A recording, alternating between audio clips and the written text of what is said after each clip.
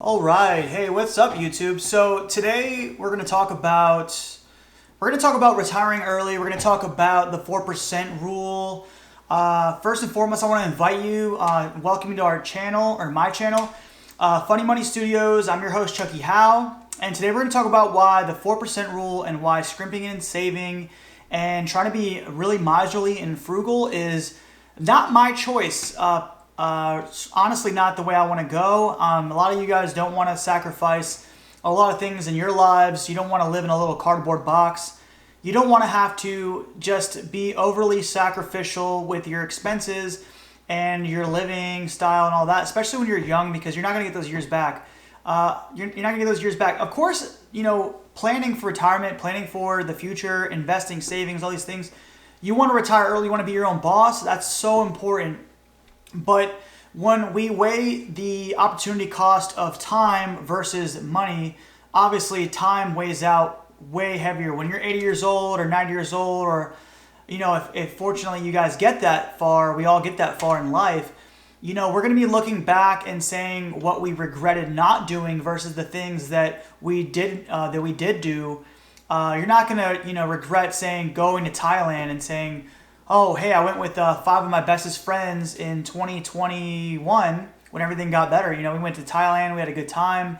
Now, that's not saying that you should not plan for these things. That's not saying that you shouldn't plan for retiring early. And there's a couple easy ways to do things where you can plan for your retirement. You can do these things you can do certain things to customize and automate your life in a way that it limits how frugal you have to be, but it also maximizes with the least amount of effort how much money you'll have in retirement, what age you can retire at. If you want to retire at 30 years old, 25, those are very lofty goals. 35, 40, 45, some of you guys never want to retire.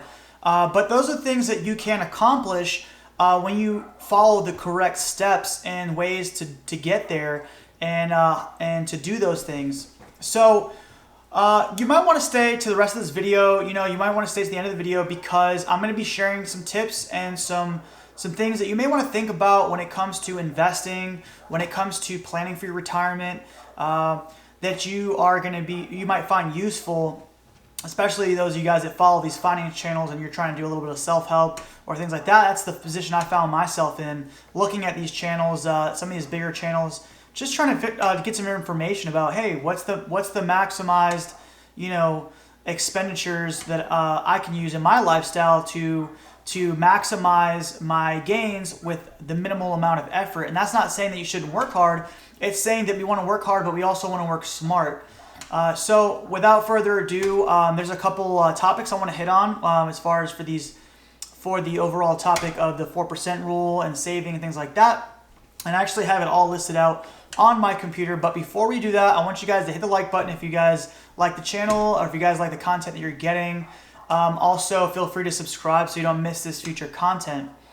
And with that, I'm going to take a sip of my drink. I tell you guys, hey, what am I drinking on? What am I sipping on?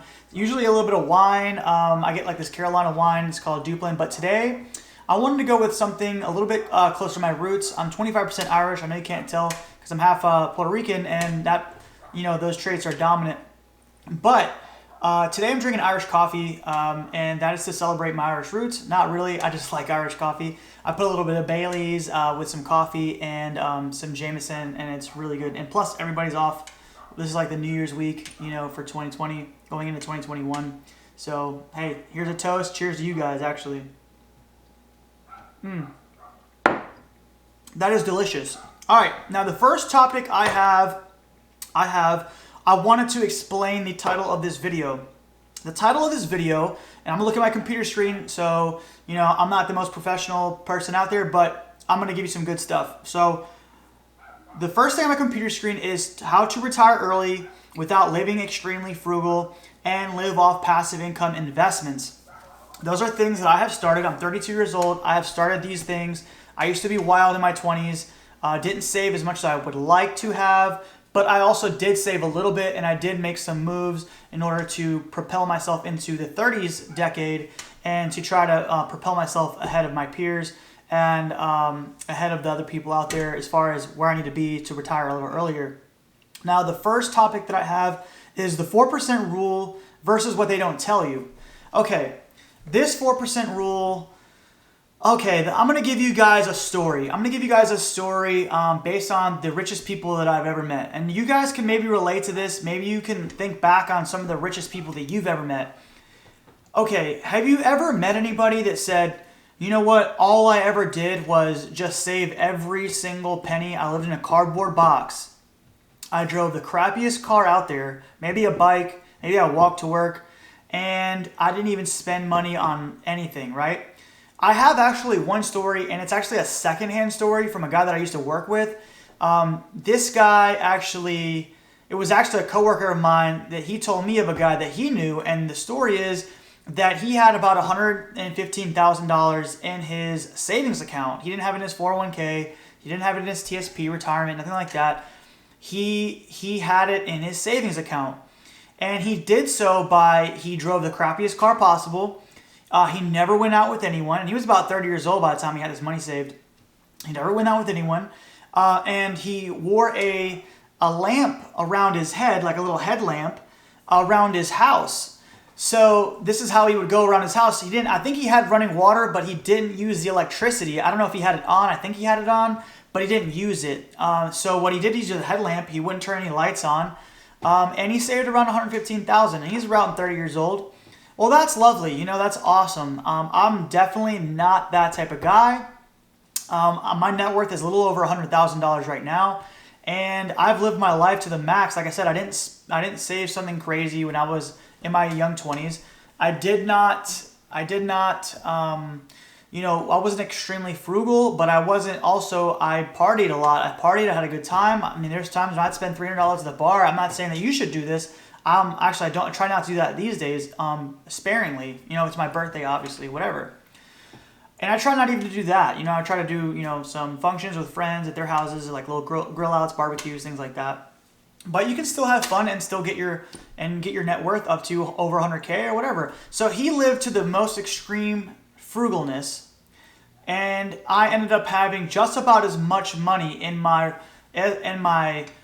what I'm worth, my net worth, than he has, because he's not really using his money efficiently. Now, had he used that money efficiently in investments and things like that, he would have been exponentially richer and have way higher net worth than I have. So this is why I'm trying to get you guys to wrap your mind around the 4% rule. I personally think it's garbage. Now, can you live miserly with a headlamp over your head and save to the most extremes? Yeah, you can. You can do that, and you'll have $100,000. But I just feel like we should work harder and smarter. And this is where I want you to picture the richest people that you maybe know. Maybe it's an uncle. Maybe it's a friend. How did they do it? Were they the miserly type? And there may be one or two examples out there. You may not even know they have money because they're so miserly. And it's a strategy. Yeah, it is a strategy, and I'm sure it works if you can stick to it. But it's not really realistic, and it wasn't realistic for me. So what I want to show you guys is a little bit, I want to give you another story. I want to give you a story about two very well-off people that I have gotten to know. One is an uncle, one is a family friend. And these two people, they both have made a lot of money in their in careers, not by being miserly. Now, were they frugal on certain things? Absolutely. I know one that he wouldn't, he has the money too, but he would never buy like Ferraris, and he would not buy anything like that. And he could obviously, he has plenty enough money to buy 100 Ferraris if he really wants to. But he has a truck, and he has a pretty nice house, invests in real estate like that. But he never ever really spent on the things that you don't need. Warren Buffett quote, to quote Warren Buffett, I just want to put it out there that he says, when you spend money on things that you don't need, you will end up having to sell things that you do. And to break that down, basically, it's just like, yeah, don't buy, we want to minimize the things that we really, really don't need, that really don't add a lot of value to our lives. And I've tried to do that. I still am pretty impulsive on certain things, but I try to minimize that. And then my uncle, for instance, he also never really bought a lot of really nice, really crazy, like gaudy things, but he does have a really nice house. He has actually a couple of nice houses, vacation places and things like that. But he's invested a lot of money in business. So what these two have taught me is that if you're strategic with your money, you're strategic with your investments, you're strategic with your resources, you can get to these places of retiring early. The first example, the family friend, he retired at 35. And it wasn't that he wasn't working, it was just that he quit his job. He didn't need a job anymore because his investments were returning enough money to generate passive income. And the way he did it was he just bought real estate. And he always told me, and I always ask him, hey, what's the secret to wealth? What's the secret to getting wealthy? And this is like a one-on-one conversation, like at his freaking cabin in his 200-acre estate. So he's telling me, just buy a house. Doesn't matter what house, doesn't matter this house, doesn't matter that, just buy a house. That's all he's ever told me. And every time that I've listened to him, my net worth has grown. So to give you an example, that's why that was my example. To give you that, it's just a little like wrap that story up. The 4% rule, yeah, it's nice. It's a nice to have. It's a nice, all right, cool. And in theory, on paper, everything works, right? Do you want to be miserly? Do you want to not be able to do what you want to do? Do you not want to be able to spend a little bit, splurge a little bit here and there? Yeah, then go ahead, do the 4% rule, because when you're not using real estate and these other investments, the work smarter version instead of the work harder version, then yeah, you're gonna be working a lot harder. So go ahead, if you guys want to do that. I want to say don't do that, because the things that I personally have seen, and you may relate to this. Well, who's the richest person in your family? Maybe some of you guys, I know some of y'all have a rich person in your family, a rich person that you know, a rich person that you've heard of. I guarantee you they're not super miserly. Do they wear stuff from Walmart? Probably. Do they wear stuff from Kohl's or Target or whatever? Probably. They're not wearing Gucci or Versace. There's a very fine line, a very fine balance of, being frugal on certain things, but also, investing in a way that's going to return the maximum amount. Now, this is going to bring me to my second point. And the reason why I'm going to bring this topic up, it's how to build wealth with real estate. But the reason why I bring this topic up is because real estate is one of the biggest wealth generators out there, period. And I know a lot of people are really scared about it. They really don't want to jump in because, you take out a loan of $100,000 or $200,000 or $300,000 or $500,000 if you're in California or wherever. And you're taking out these loans, and it's expensive. It's scary. You're liable for that money. If everything goes wrong, they can take your house, right? You can be ruined. But the number one thing that one of my biggest mentors ever mentioned was buy a house. Buy a house. And I would be like, those old men that just go, I'm like, hey, what's the secret? Please tell me what's the secret, please. As a young, eager, wide-eyed kid, and all he can say is buy a house. Buy a house. So I'm sharing these, you guys can live vicariously through me and have this information, because some of you guys don't know people like that, and so you can live through me. So the reason why real estate has so many advantages is my third topic. And before I get into that topic, I want to take a little sip. Remember, Irish coffee, boom. You got to keep it going. And I know it interrupts the video, but makes me feel awesome, so I'm going to do it. But to go back onto the topic is, all right, how to build wealth with real estate and why real estate has so many advantages. The reason why real estate has so many advantages, look up Meet Kevin. Look him up. I don't care. I don't care about the competition. He's obviously got a way bigger channel, and I'm sending you to him. Okay? Look up some of these other moguls. I wouldn't look up the Grant Cardone guy. Garbage. And I'll go on, a tangent with that another day, but the reason why real estate has so many advantages, number one, and this is the number one thing that why my mentor told me this, he goes, because you're using leverage. When you save, in order to save $12,000 in a year, you're saving $12,000 in a year. A lot of you guys make $3,000 or $4,000 a month. Some of you, if you're lucky, if you're saving $1,000 of your own salary every month, that's $1,000 a month. You can make $12,000 a year. You can have that saved at the end of the year. If you have a property, that's worth $200,000, and it goes up 5 to 10%, you just made $10,000 to $20,000 on your money, and that's just by it going up. And you're paying the mortgage down. So let's say you're paying the mortgage. It's a little over $1,000 a month, $1,100 a month, something like that. I mean, the interest rates are amazing right now. Say you're paying it down, or you're renting it out, and they're paying it down, and you're making a little bit on top. Well, now you've gotten into the advantage of, now you've started a business. You basically have started a business. When you rent out a property, you have now started a business. So you're now, instead of the leverage, well, you have the leverage. You have leverage because you're using somebody else's money. You just made 5 to 10%, $10,000 to $20,000 on $200,000 property. This is things that I've done, and I've used the same principles that my mentor taught me. This is why my net worth is so high without having to use a headlamp. If you've seen how many lights are on in this freaking house right now, it would amaze you. So an easy way to make this money is to rent these houses out. The bank's going to give you a loan on a property because they have collateral, right? You can get up to 10 properties. A lot of people don't know this. You can get up to 10 properties with really, really, really low interest rates, like you're buying your first property, because if you move into a house and then you stay there for a year, now you can tell the bank, hey, I want to go to another property. All right? So you have $200,000 you just borrowed for that house. Rent it out. Boom.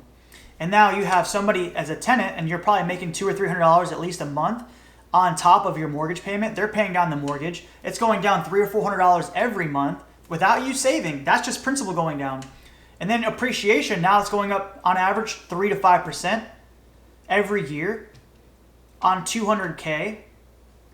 And now when you have, that's not even including the money that they're paying extra on the mortgage. They're giving you an extra $200 or $300 on top of the mortgage. Obviously, you're going to use that for expenses if things break down, if things break and all that. But then you're going to also, now you're going to have tax advantages because you're depreciating this property because you don't live in it. When you live in a property, you can't depreciate it like you can a rental property. Now, when you have a rental property, you're officially a business owner and you don't even have any employees except for yourself. You're your own employee. But that's awesome. You don't have to pay anybody. You don't have any overhead. You don't have nothing. You literally have to take care of this property, and if you buy the right locations, it will go up on average 3 to 5% every year, and you're paying down this property and appreciating the property as well, while you're depreciating it in taxes. The United States has it set up, the tax code. The reason why Trump and all these people don't pay any taxes is because they're depreciating all this property. They're in debt. Look at Robert Kiyosaki. He has $1 billion in debt. And he's rich. He's one of the richest people you can find, right? Richest people in the world. Top 1% of 1%. Why? Because he's using leverage. But he's using leverage in the right way, not racking up a credit card. And this is why real estate, and without even going too deep into it, that's just the surface of why real estate is so advantageous. If you can do that 10 times in like a 20-year span, 30-year span, that's $2 million in real estate the bank just gave you. And a lot of times, my first 3 properties that I bought, almost 0% down. The first 2 were 0% down. The second one was 3% down.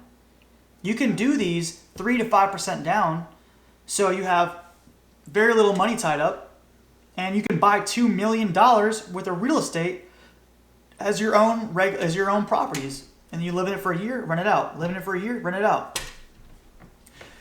I just told you a strategy that you can have $2 million, $2 million, a regular kid, 30 years old, 35, 40, it might take a while, obviously, to build that up. You're going to be controlling $2 million worth of real estate, and you didn't come up with no fancy business plan. You didn't come up with any, you didn't graduate from Harvard. You don't have some rich uncle. You don't have some rich parents that gave you all this. No, all you did was you moved into a spot, bought a good location, bought a good house in a good location, you rented it out, bought another one, did that again, repeat, right? That's one of the easiest ways to do it. And then now you have $2 million worth of real estate. Or you could save that $1,000, while I have 10 properties worth $200,000 a piece, $2 million, and my properties go up 10%, I just made $200,000. And you're saving $1,000 a month. And that's living extreme. Even if you were to leave to the extreme, like the headlamp guy, and you made $4,000 a month, and you spent, let's say you saved 75% of your income, right? You saved 75% of your income. You're saving $3,000 a month. You're saving $36,000 a month. Just with my own real estate portfolio, you'll never catch up. Never catch up. And guess what? When I have my $2 million worth of real estate, I'm going to have enough passive income that I'm going to quit my job just just like my mentor did at 35 years old. And he didn't start off with a lot of money. He was in debt to his eyeballs till he was 28. And then from 28, obviously he was in Miami. He was in Miami. So Miami real estate boomed.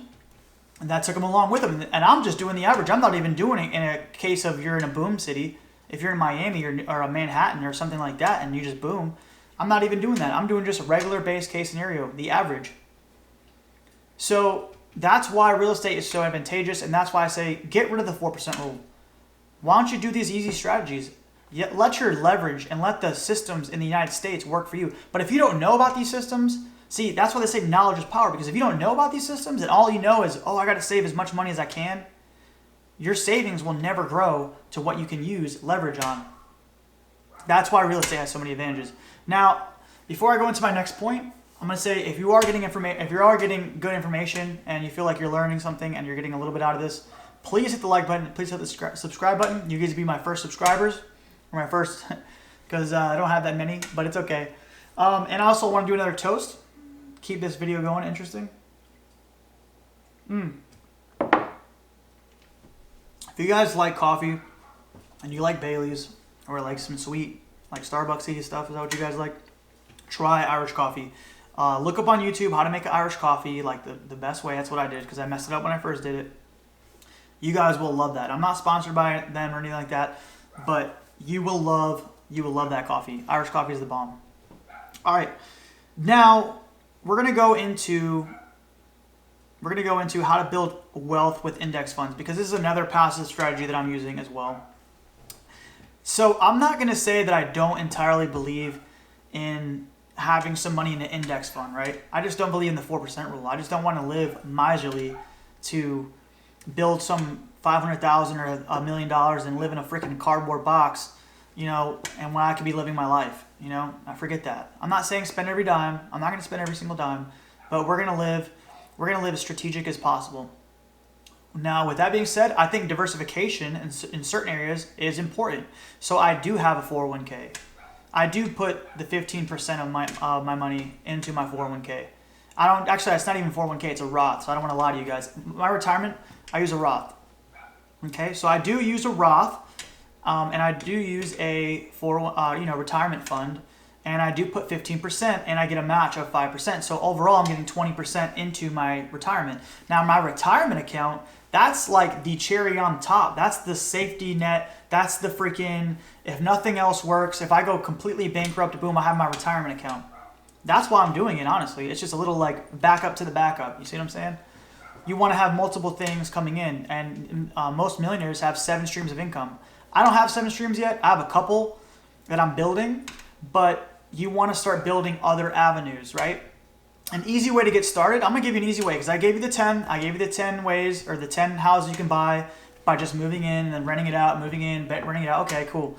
So I'm going to give you an easy automatic, because a lot of you guys, maybe you're new to investing and you don't understand how index funds work and how all these things work. All right, if you're military or you're a federal employee, you want to get what's called the C fund. Put your money in the C fund. Warren Buffett recommends it.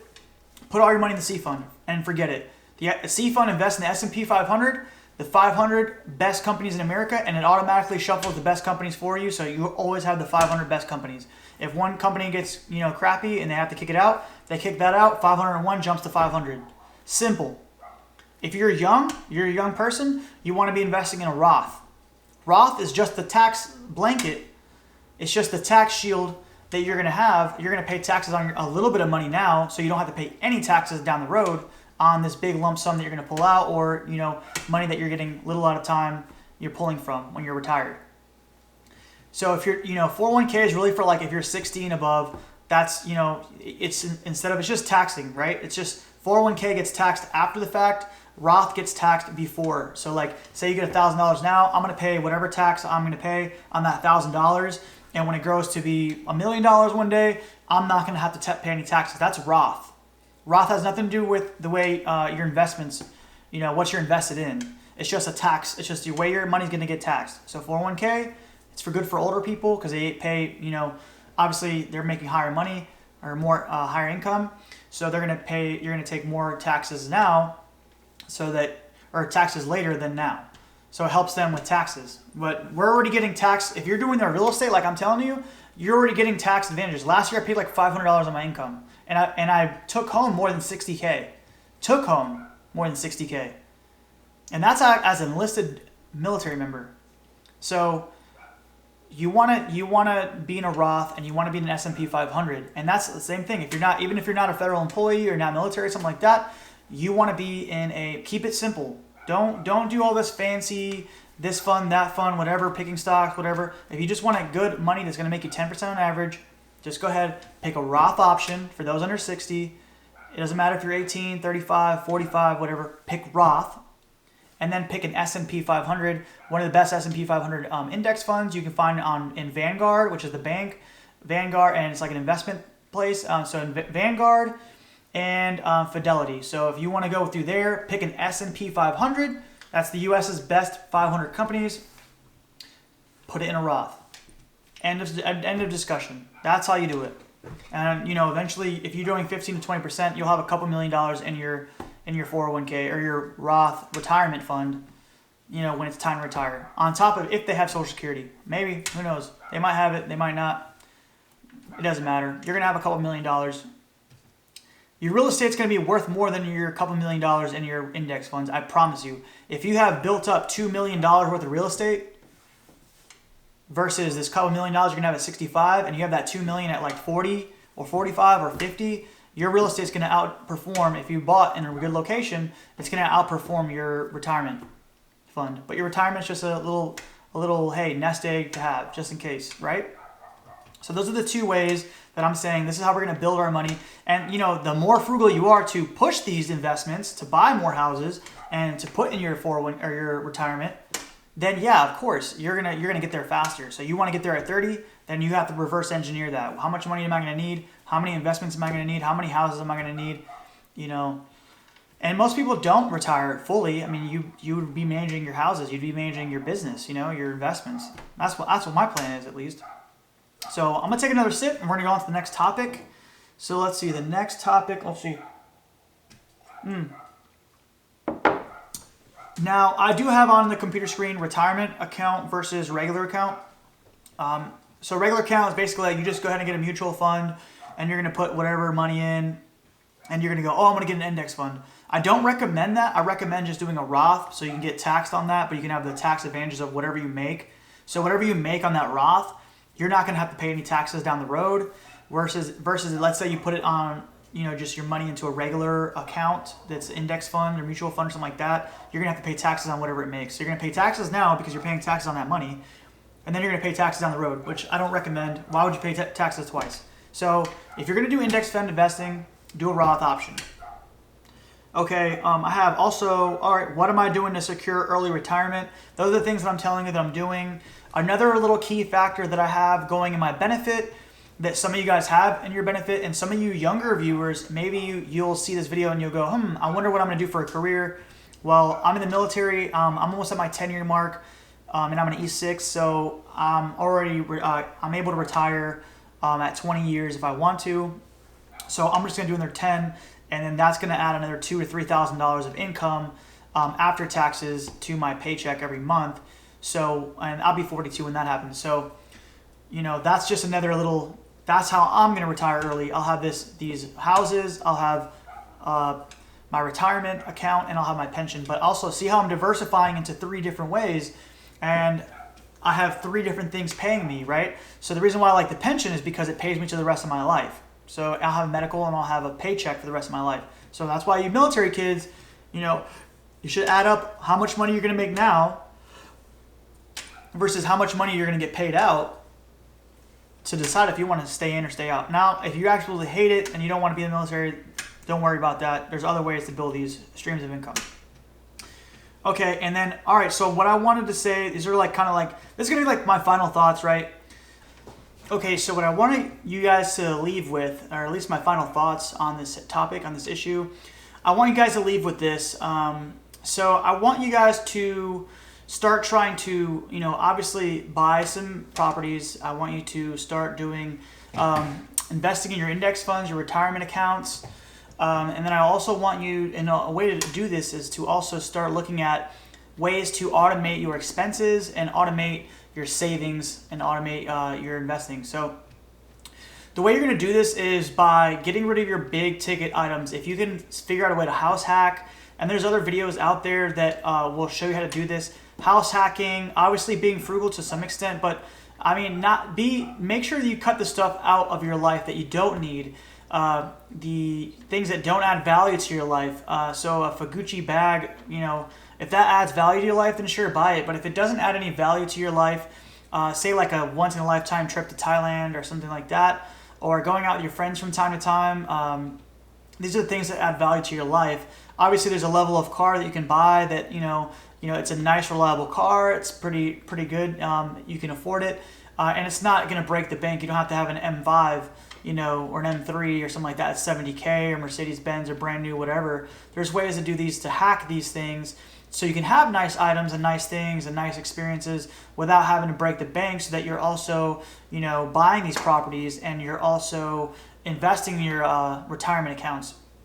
And so the way to do that is by automating your investing and things like that, and falling to a system that cuts the fat and really gets you the things that really just add value to your life. And there's hacks and all kinds of things. I put a couple of videos out there on how to do this. There are also some other YouTubers have these videos as well. So those are my final thoughts. Also, I want to leave you guys with one key thing. I learned this from Robert Kiyosaki video I watched earlier today. He says that the greatest teachers of our time are on YouTube. They're not in our universities. And now there's some smart people out in our universities.